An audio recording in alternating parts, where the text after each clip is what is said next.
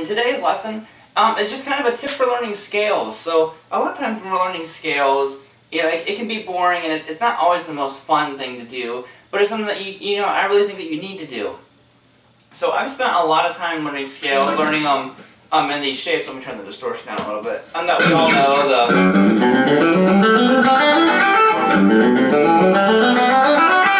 all that kind of stuff. And what I eventually started doing was I would learn them in different ways, because I found out the more ways that you learn a scale, the more creative you can be, and just the more general knowledge you have of the fretboard. So I'm going to recommend us learning a scale across the neck on one string at a time. And you'll notice something cool is if you learn it on one string at a time, you learn all of the patterns that are within that entire scale. So it's kind of a cool thing. So I'm going to show you guys how to play on the low E string. It's A harmonic minor or E Phrygian dominant. Depends what you play it over. I use it out of E more than anything. And this is the scale all on the low E string.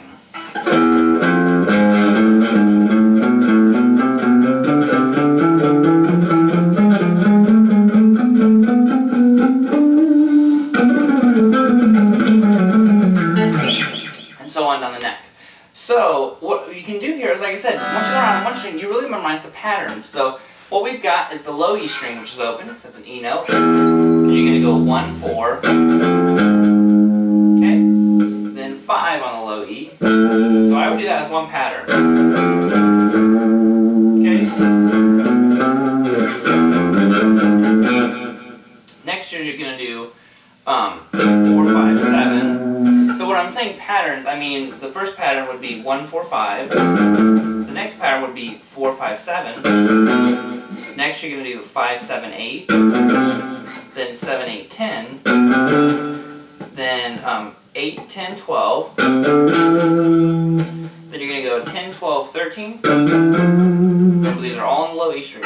Here's kind of an odd one. You're going to do 12, 13, 16. Definitely getting that harmonic minor shapes going. Then you're going to go 13, 16, 17. So, those are my two favorite shapes. It's such a dark sound to them. Okay, and then what we're going to do is we're going to come up here, and if you notice, we're starting to repeat patterns. So we've already learned them down here. So down here when we did 1, 4, 5, you repeated that when you went 13, 16, 17, because everything at the 12th fret's an octave. A lot of you probably already know that. If you don't, it's kind of cool, because you've already learned this, so you're redoing it now. So to pick up where we left off, you're going to do 16, 17, 19 on the low E. Okay, then 17, 19, 20. And then you're going to do 19, 20, 22. And that's the whole scale on one string. So the trick to knowing on all of the strings is following the same pattern. So let's go back and find an A note. So here's our A note, which is the 5th fret on the low E string. So we're going to go A, B, C. Okay, so A, B, C, B, C, D, C, D, E. So let's go to the A string and see if it works out. It should follow that same pattern. So A, B, C, B, C, D, C, D, E. Same exact pattern that we had. So if you notice, we went.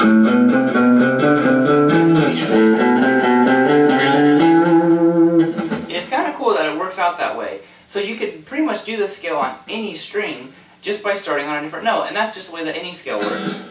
So let's say you're starting on a D note. So go back to your low E string, and when you learn it this way, I really feel like it teaches you the shapes and patterns. And also, if you know the notes, it's also helping you learn the notes. So let's go to the D note.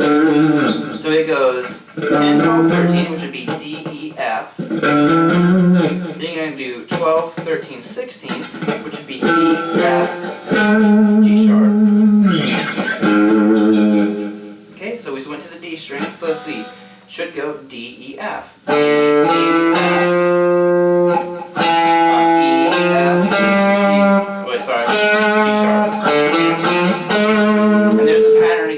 So really try learning your scales all on one string, visualizing the patterns, and starting on different, root notes on each string. And I really think that'll help you guys really start mastering some scales. So hope you enjoyed the lesson, and keep on rocking. Like I said, that was E Phrygian dominant or A harmonic minor.